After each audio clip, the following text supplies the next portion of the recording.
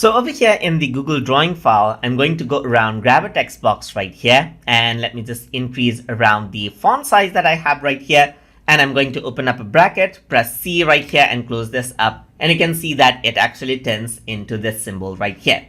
So now why that is happening is because the substitution is on for this to be replaced out with this, as you can see right here. If you want to change that out, you can go around over here onto tools, then you can click on preferences right here. And over here you can see substitutions is an option.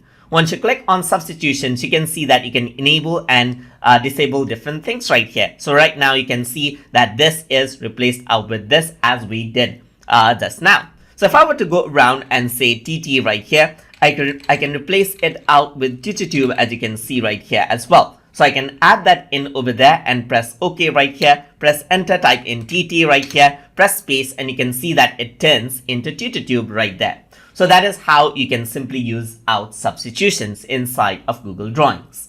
So I hope you guys learned something as always. And as always, please like, comment, share, and subscribe.